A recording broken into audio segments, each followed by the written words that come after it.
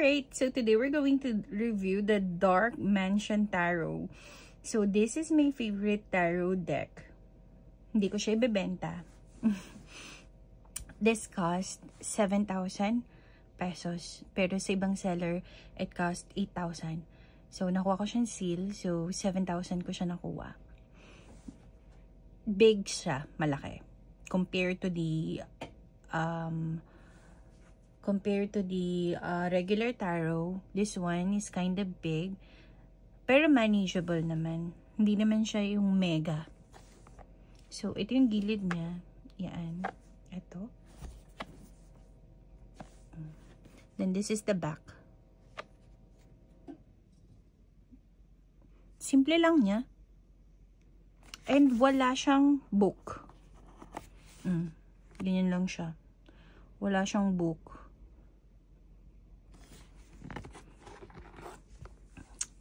Ito. Ayun. Ito yung nasa harap niya. Ayan. Nakaganyan yan.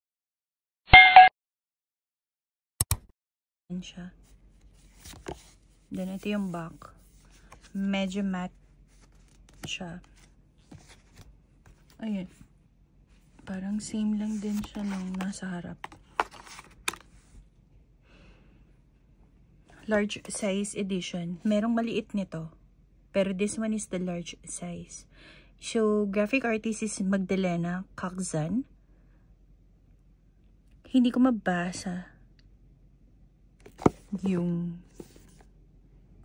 isa. 2018 siya. 2018. Wala siyang guide. Pero, this one, ito yung ginagamit ko na napaka beginners friendly din siya. If you are intuitive reader, this is a best one. Recommended ko siya. So, let's start. Yung gilid niya, gilded siya, pero hindi siya yung nag-fade na gold. Kasi yung mga nag-fade na gold, something like this. Okay, one moment. Pakita ko sa inyo yung mga nag-fade na gold. This one kasi nag-fade to. Ayan. Nakita nyo, nag-fade yung gold nito. Yun. Ayoko nung ganyan. Kasi nag-fade siya, pag nagamit mo na siya. So, ito, hindi siya ganun. Yung gold niya is, nakailang beses ko na to gamitin. Hindi siya nag-fade. Ang ganda niya. Ang ganda nung pagka-gold niya. Yan. And then, pwede mo rin siyang gamitin for reverse reading. Hindi siya obvious na naka-reverse. Maganda siya. Tapos, yung quality naman niya, maganda din yung quality niya. Worth the price. 7,000 ba naman, diba? 8,000 sa ibang seller. So, talaga naman. Talaga namang quality. Worth it. For me. Gustong-gusto ko siya. So, let's start. Flip through. This is the Fool, the Magician. Kung intuitive reader ka, ang ganda talaga niya. Yung the Magician niya, Nothing is impossible. Something like that. The High Priestess. The Empress. Pregnant yung Empress, Hawak niya yung tummy niya. The Empress.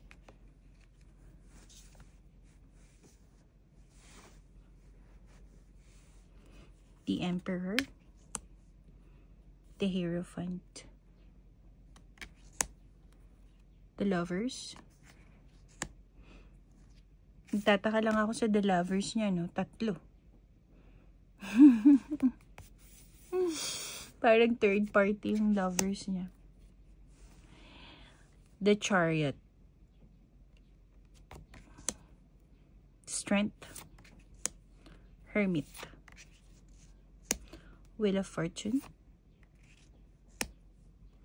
Justice. The Hangman. Death. Temperance. The Devil. The Tower.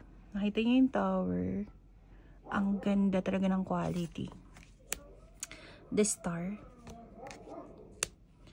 The Moon. The Sun. Judgment. The World.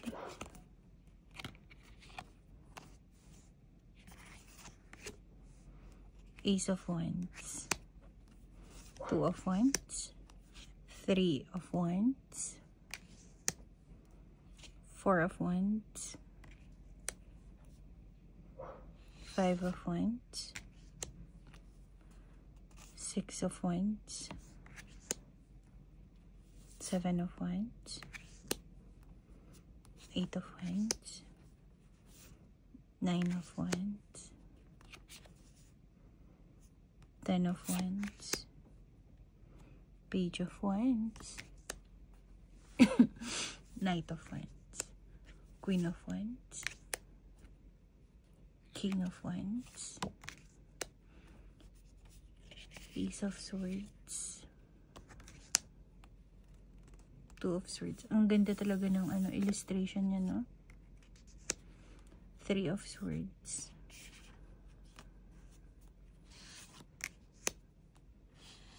Four of Swords. Five of Swords. Six of Swords. Seven of Swords. Eight of Swords. Nine of Swords. 10 of Swords. Page of Swords. Knight of Swords. Queen of Swords. King of Swords. Ace of Cups. Two of Cups.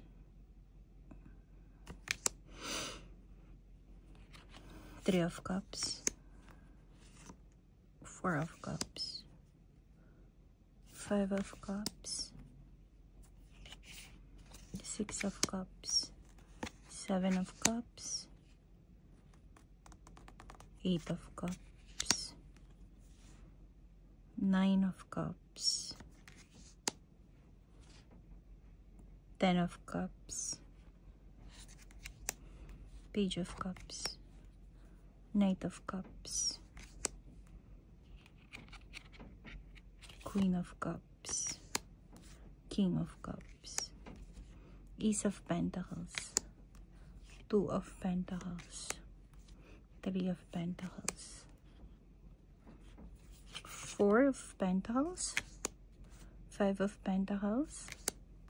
Six of Pentacles. Seven of Pentacles. Eight of Pentacles. Nine of Pentacles. 10 of Pentacles. Page of Pentacles. Knight of Pentacles. Queen of Pentacles. And King of Pentacles. Ang ganda. So, let's try i-shuffle. Pero ilang beses ko na nagamit to. Sobrang ganda niya. Yung iba, parang nirereklamo yata to kasi nag-watch din ako ng review sa iba na parang mahirap to i-shuffle.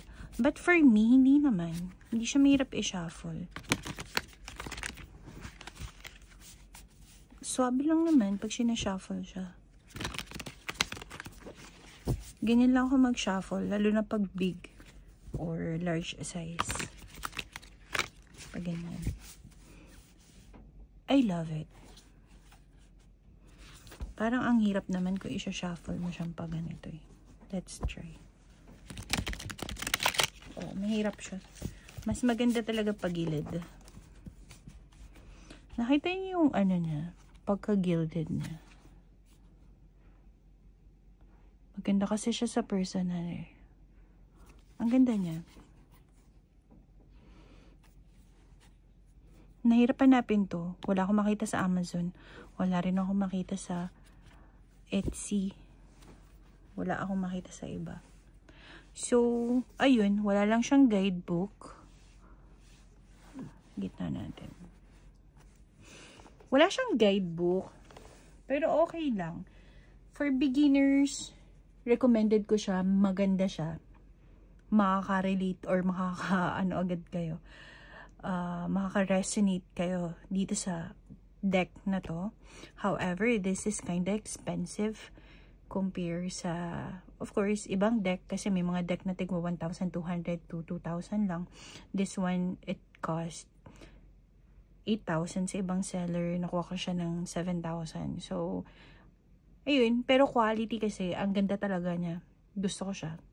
So, kung i-rate ko, 10 out of 10. Dahil gusto ko talaga siya. Kahit wala siyang guidebook. Hindi ko naman binabasa yung guidebook eh. More on intuitive reader ako. So, ayun. 10 out of 10. 2 thumbs up. 5 star. Ayan. So, if you have any tarot, Lenormand, or oracle in mind that you want me to review, just let me know. Maybe available na siya. If not, I'll try my best to find it. And then, review natin. So, some of the tarot cards na nire-review ko dito, binibenta ko siya through Shopee. Lalagay ko na lang yung link below. So, you can check kung ano yung mga for sale. So, usually, binibenta ko siya ng same price plus the shipping fee. Kung magkano lang yung nagastos ko, kung magkano yung pagkakabili ko. So, yun lang. Thank you and have a great day. Bye!